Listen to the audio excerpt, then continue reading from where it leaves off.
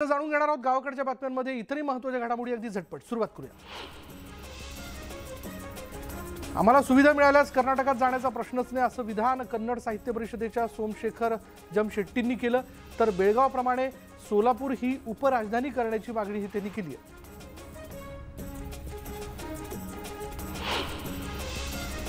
पंढरपूर कॉरिडॉरला विरोध करणाऱ्या स्थानिकांनी आता कर्नाटकात जाऊ असा इशारा दिलाय। राज्य सरकारने दखल न घेतल्यास पुढील आषाढी एकादशीला महापूजेसाठी कर्नाटकच्या मुख्यमंत्र्यांना बोलवण्याचा इशारा देखील पंढरपूरकरांनी दिलाय।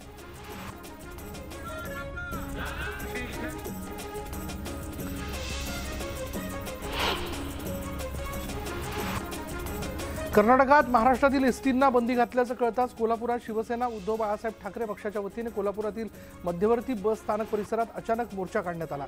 कर्नाटकातून येणाऱ्या बसला कोल्हापुरात प्रवेश देऊ नका अशी मागणी यावेळी आंदोलकांनी केली आहे।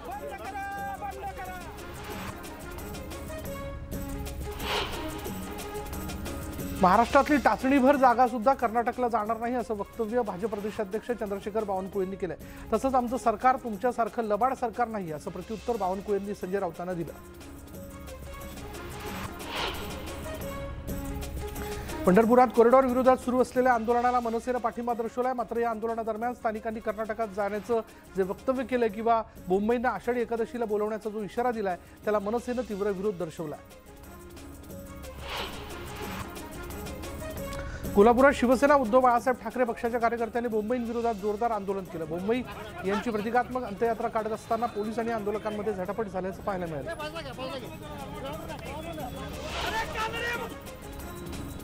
सावित्रीबाई फुले पुणे विद्यापीठानं गणपती अथर्व शीर्षाचा प्रमाणपत्र अभ्यासक्रम सुरू केला।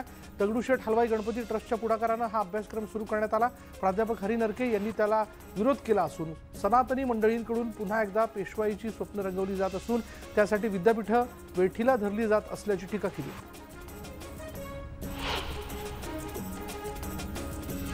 एकनाथ शिंदे मुख्यमंत्री व्हावे हा नवस पूर्ण झाल्यानं नवस फेडण्यासाठी गुवाहाटीला जात असल्याची प्रतिक्रिया आमदार किशोर पाटील यांनी दिली आहे। बाळासाहेबांची शिवसेना पक्षाचे आमदार संतोष बांगर यांनी महावितरणच्या कर्मचाऱ्याला फोनवरून धमकी दिली। याचा व्हिडिओ ही व्हायरल होतोय। कृषी पंपाच्या थकीत बिलांमुळे महावितरणच्या कर्मचाऱ्यांनी वीज कापण्यात आल्याची चर्चा। पुण्यात कालवा समितीची बैठक पार पडली। यात पुण्यातील प्राणी प्रश्नावरती चर्चा झाली। चंद्रकांत पाटील यांच्यासोबत पाण्यासंदर्भात चर्चा झाल्याची माहिती विरोधी पक्षनेते अजित पवार यांनी दिली। अनेक ठिकाणी पाणी गळतीच्या तक्रारी असून पाणी गळती रोखण्यावर भर देणार असल्याचं त्यांनी म्हटलं। राज्यपालांच्या वैचारिक भूमिकेचा गोंधळ उडाल्याची टीका नीलम गोरेंनी केली आहे। तर खासदार भावना गवळींना गद्दार बोलल्याप्रकरणी विनयभंग होतो का हे तपासावं लागेल असा टोला त्यांनी लगावला। भावना गवळींनी पोलिसात तक्रार केल्यानंतर नीलम गोरेंनी ही टीका केली। कराडमधील कार्यकर्ता मेळाव्यात विविध पक्ष आणि संघटनांमधील पदाधिकारी कार्यकर्त्यांनी बाळासाहेबांची शिवसेना पक्षात प्रवेश केला। मुख्यमंत्र्यांच्या उपस्थितीत हा पक्षप्रवेश झाला। वर्ध्याच्या हिंगणघाट भाजपा अल्पसंख्याक शहर अध्यक्ष मोहम्मद साबिर यांच्यासह भाजपा पदाधिकारी कार्यकर्ते यांनी राष्ट्रवादी काँग्रेस प्रवेश केला। यावेळी शहर आणि ग्रामीण भागातील कार्यकर्ते उपस्थित होते।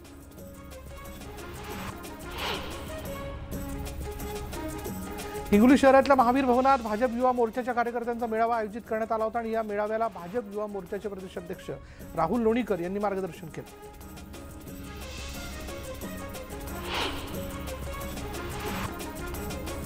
जनतेच्या प्रश्नांसाठी फिरलं पाहिजे। सध्याच्या सरकारची फिरस्ती कशासाठी सुरू आहे हे सर्वांना माहिती अशा शब्दात बाळासाहेब थोरात यांनी शिंदे सरकारवर टीका केली। शेतकऱ्यांमध्ये फिरलं तर परमेश्वर चांगला आशीर्वाद देईल असा टोलाही त्यांनी लगावला।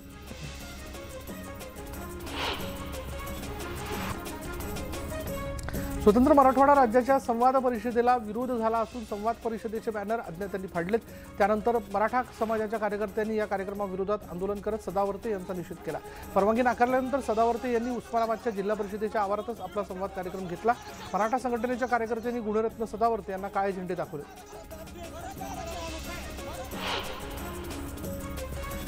शिर्डी साईबाबा संस्थानचा 175 कोटींचा आयकर माफ करण्यात आला। 2 वर्षात दानपेटीत आलेल्या दानावर 30% कर लावण्यात आला होता।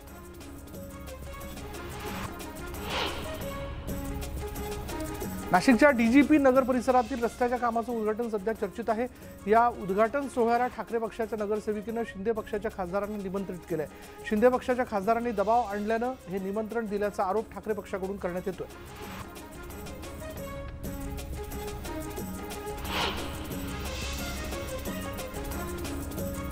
मुंबई ठाणे या मोठ्या शहरांनंतर ग्रामीण भागातही गोवरचा धोका वाढला। पंढरपूर इथल्या 3 बालकांमध्ये गोवरची लक्षणं दिसून आल्यानं पालकांमध्ये मोठी खळबळ उडाली आहे। या तिन्ही बालकांवर शासकीय रुग्णालयात उपचार सुरू आहेत।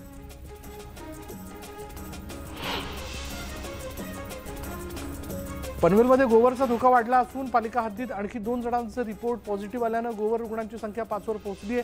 त्यामुळे पालिका प्रशासन हाय अलर्टवर आहे।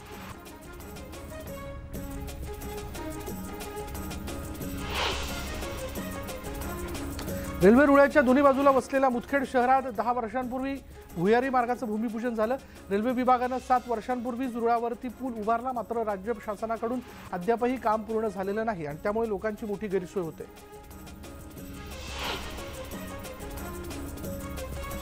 नांदेडच्या मुदखेडमध्ये रेल्वे फाटकानजीकच्या भुयारी मार्गाचं काम अपूर्णच आहे। 10 वर्षांपासून काम रखडल्यानं नागरिकांना जीव धोक्यात घालून रेल्वे रुळ ओलांडावे लागतात। नांदेड जिल्ह्यातील कुरळा प्राथमिक आरोग्य केंद्रात कुटुंब कल्याण शस्त्रक्रिया सुरू झाली आहे। 2017 पासून हा शस्त्रक्रिया विभाग बंद होता। ग्रामस्थांच्या पाठपुराव्यानंतर अखेर हा विभाग सुरू झाला।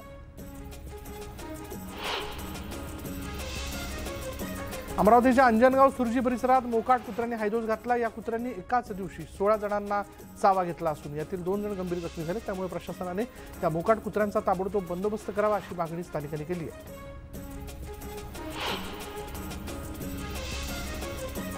गुजरात निवडणुकीच्या पार्श्वभूमीवर महाराष्ट्र गुजरात सीमावर्ती भागात पोलिसांनी नाकाबंदी केली आहे।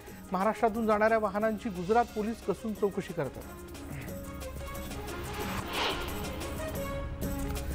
अहमदनगरमधील 122 जिल्हा परिषदेच्या शाळांमध्ये सीसीटीव्ही बसवण्यात आलेत। शिक्षणाची गुणवत्ता आणि विद्यार्थ्यांची सुरक्षा या उद्देशाने सीसीटीव्ही बसवण्यात आलेत। मिशन आपुलकी अंतर्गत जिल्हा परिषद शाळांचा दर्जा उंचावण्यासाठी विविध उपाययोजना राबवण्यात येत आहेत। गोंदियात आता प्रत्येक पोलीस स्टेशनमध्ये प्रत्येक शुक्रवारी पोलीस परेड होणार आहे। नागरिकांना सुरक्षेची हमी मिळावी आणि गुन्हेगारांवर वचक ठेवण्यासाठी पोलीस दलाने हा निर्णय घेतला आहे। संत गाडगेबाबा अमरावती विद्यापीठाच्या सिनेट निवडणुकीत नागपूर टीचर्स असोसिएशनचा 38 पैकी 28 जागांवर विजय झाला। या निवडणुकीत शिक्षण मंचला 5 तर अखिल भारतीय विद्यार्थी परिषदेने 4 जागांवर विजय मिळवला।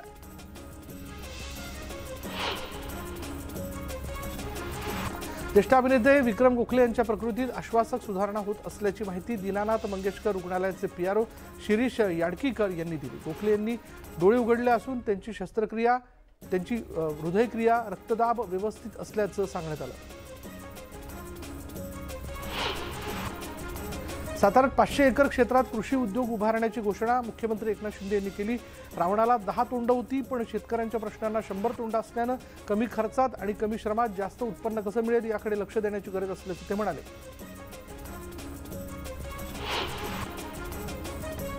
शेतकरी हा अन्नदाता असून सरकार शेतकऱ्यांसाठी विशेष उपाययोजना करत असल्याची माहिती मुख्यमंत्र्यांनी दिली।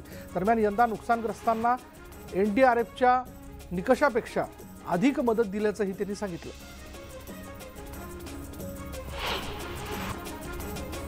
हिंगोली कृषी उत्पन्न बाजार समितीच्या हळद मोंढ्यामध्ये मोठ्या प्रमाणात हळदीची आवक झाली। बाजार समितीच्या आवारापासून दूरवर हळदीच्या वाहनांच्या रांगा लागल्या होत्या। हळदीला 6,500 ते 7,000 रुपये प्रति क्विंटल दर मिळाला। येवल्यामध्ये अखिल भारतीय किसान सभेच्या वतीनं तहसील कार्यालयावर मोर्चा काढण्यात आला। केंद्र आणि राज्य सरकार कॉर्पोरेट धार्जिण्य धोरण राबवत असल्यानंच महागाई वाढल्याचा आरोप यावेळी करण्यात आला।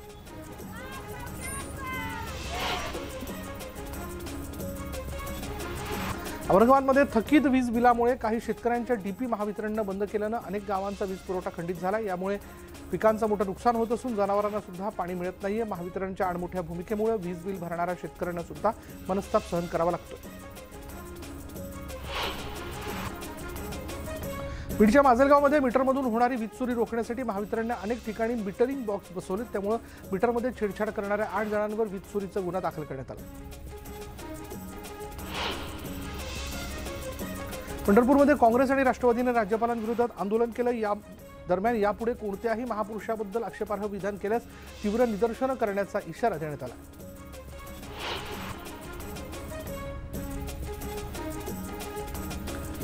राज्यपाल भगतसिंग कोश्यारी आणि भाजप प्रवक्ते सुधांशु त्रिवेदी यांची तात्काळ हकालपट्टी करा, अन्यथा महाराष्ट्र बंद करावा लागेल असा इशारा संभाजी ब्रिगेडने दिलाय। शिवरायांवरील आक्षेपार्ह वक्तव्याविरोधात पुण्यात जोरदार आंदोलन करण्यात आलं। सोलापुरात मराठा क्रांती मोर्चाकडून राज्यपालांविरोधात अनोखं आंदोलन करण्यात आलं। शौचालयावर राज्यपालांचा फोटो लावून त्यांचा जोरदार निषेध करण्यात आला।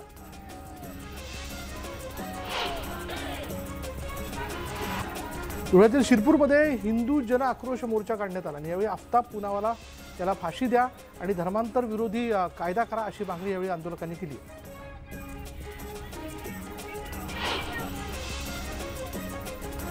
बीडमध्ये हिंदू जनजागरण समितीने जिल्हाधिकारी कार्यालयासमोर आंदोलन केलं। लव जिहाद विरोधी कडक कायदा करण्याची मागणी आंदोलकांनी केली।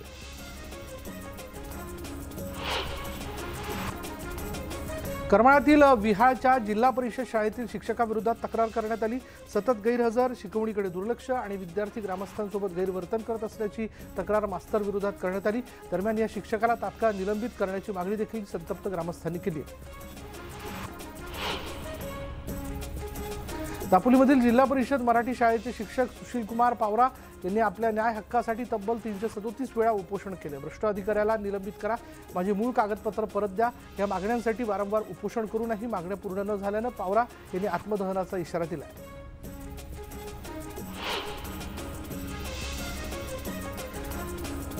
वनाधिकार कायद्याच्या काटेकोर अंमलबजावणीसाठी नाशिक जिल्हा किसान सभेच्या वतीनं तहसील कार्यालयावर मोर्चा काढण्यात आला। गायरान तसंच सरकारी आकारी पट्टीत जमिनीवरील अतिक्रमण हटवण्याचा मुंबई हायकोर्टाचा आदेश त्वरित मागे घ्या अशी मागणी यावेळी करण्यात आली।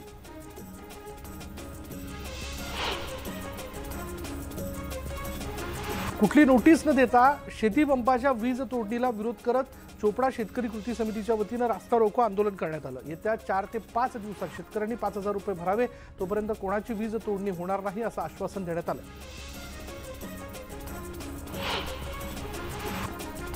नाशिक जिल्ह्यातील चांदवड इथे आंदोलक सोमनाथ पवार यांचा हृदयविकाराच्या झटक्याने मृत्यू झाला। किसान सभेच्या 21 जिल्ह्यांमध्ये धरणं आंदोलन सुरू आहे आणि राज्य सरकारने तात्काळ आंदोलनाची दखल घेत मृत शेतकऱ्याच्या कुटुंबियांना आर्थिक मदत द्यावी अशी मागणी किसान सभेचे नेते डॉक्टर अजित नवले यांनी केली आहे।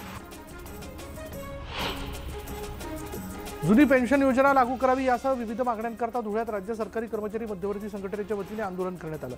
यावेळी कर्मचाऱ्यांनी जोरदार घोषणाबाजी करत एकच मिशन जुनी पेन्शन लागू करा अशा घोषणा दिल्या।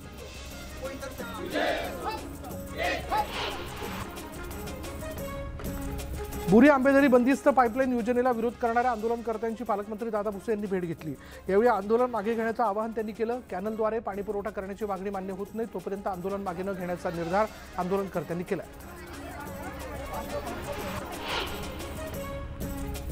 लातूरमध्ये पीक विमा कंपनीच्या कार्यालयात मनसेनं खळखट्याक आंदोलन केलं। खोटे पंचनामे करून नफेखोरी करणाऱ्या पीक विमा कंपनीत मनसेनं तोडफोड केली।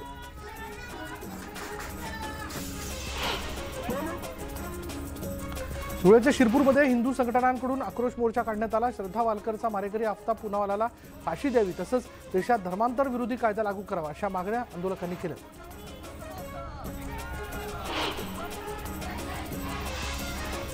दौंड शहरातल्या साठेनगर भागात मध्यरात्री 12 ते 2:30 दरम्यान पालिकेकडून पाणी पुरवठा होतो आणि त्यामुळे त्रस्त झालेल्या स्थानिक महिलांसह लघुजी शक्ती सेनेनं महापालिकेवर हांडा मोर्चा काढत प्रशासनाला जाब विचारला।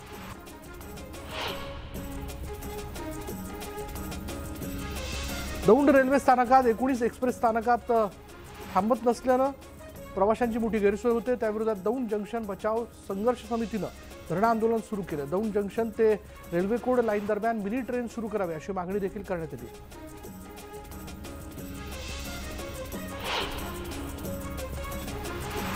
पुणे जिल्ह्यातील गुंजवणी धरणामधून पुरंदर तालुक्यासाठी सुरू केलेल्या बंद पाईपलाईनचं काम मालवणी इथल्या शेतकऱ्यांनी बंद पाडलं। वाजेघर आणि वांगणी शेतीच्या पाणी योजनेच्या निविदा निघत नाही तोपर्यंत काम सुरू करू देणार नाही असा इशारा गुंजवणी संघर्ष समितीने दिला।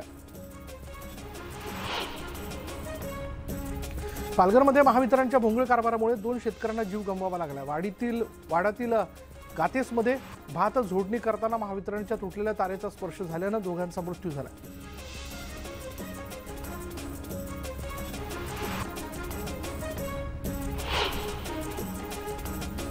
नांदेड जिल्ह्यातील नायगाव तालुक्यात ट्रान्सफॉर्मरचा शॉक लागून एका शेतकऱ्याचा मृत्यू झाला। महावितरणच्या अधिकाऱ्यावर निष्काळजीपणा केल्याचा गुन्हा दाखल करा, मगच मृतदेह ताब्यात घेऊ असा पवित्रा शेतकऱ्यांच्या कुटुंबाने घेतला.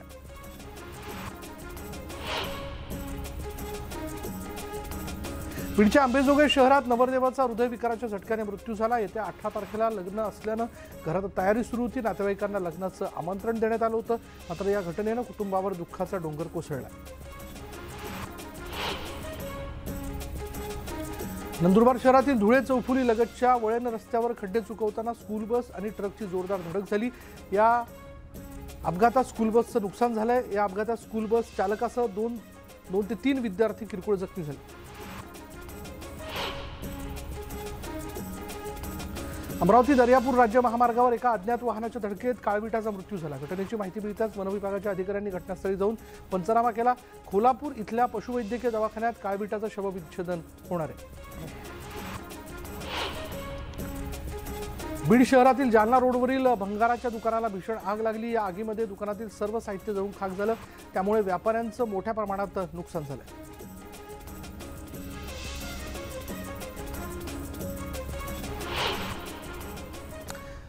यानंतर पाहूयात बातमी नागपूरमधून. नागपूरजवळील उमरेड कराडला अभयारण्यात सूर्य वाघाच्या ऐटदार चालीचा एक व्हिडिओ व्हायरल होतोय. एकेकाळी जय वाघामुळे सेलिब्रिटींचं आकर्षण ठरलेल्या उमरेड कराडला जंगलात आता सूर्य वाघाने पर्यटकांना अक्षरशः भुरळ घातलीये. मायाचा बछडा असलेला सूर्य वाघ ताडोब्यातून उमरेड कराडला पोहोचलेला आहे. तिथे फेरी वाघिणीपासून त्याचे 5 बछडे झालेत, तर कॉलरवाली वाघीणपासून 3 बछडे झालेत. कराडला आणि गोठणगाव परिसरात सूर्यवाघाची मक्तेदारी आहे आणि त्याचा रुबाबदार आणि दिमागदार त्याची जी चाल आहे त्यामुळे तो सध्या पर्यटकांच्या आकर्षणाचं केंद्र ठरला आहे आणि त्याचंच हे दृश्य आपण बघतोय.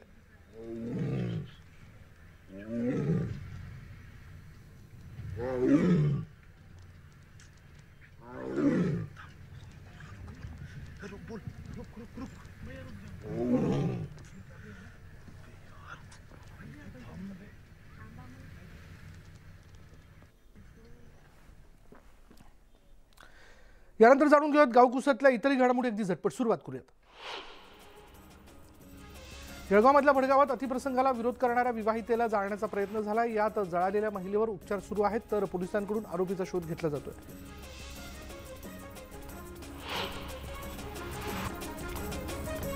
औरंगाबादच्या माजी महापौरांनी वाईन शॉपमध्ये काम करणाऱ्या 2 कर्मचाऱ्यांना बेदम मारहाण केल्याचं समोर आलं. मारहाणीची घटना सीसीटीव्ही कॅमेऱ्यात कैद झाली. दुकान लवकर का बंद केलं अशी विचारणा करत मारहाण झाल्याचा आरोप कर्मचाऱ्यांनी केला.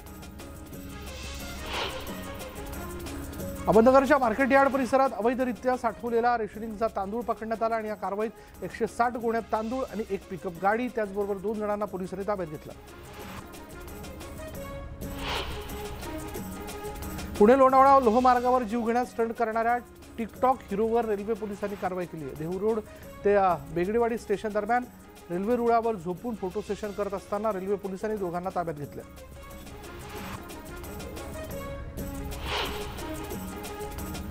गोंदियात रात्री 1 वाजेनंतर विनाकारण रस्त्यावर फिरणाऱ्यांवर पोलिसांकडून कारवाई करण्यात येणार आहे. यासाठी 40 पोलीस पथकांची फौज तयार आहे, तर 4 चाकी 6 आणि दुचाकी 18 वाहनांवर 40 पोलिसांचं पथक गस्त करणार आहे.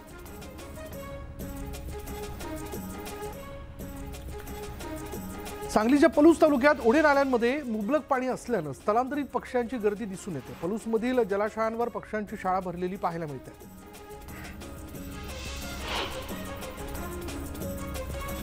नांदेड जिल्ह्यातल्या धर्माबाद इथल्या समरराळा शिवारात तब्बल 9 फूट लांबीचा अजगर आढळून आला. सर्पमित्र आणि त्याच्या सहकाऱ्यांनी या अजगराला सुरक्षितरित्या जंगलात नेऊन सोडलं.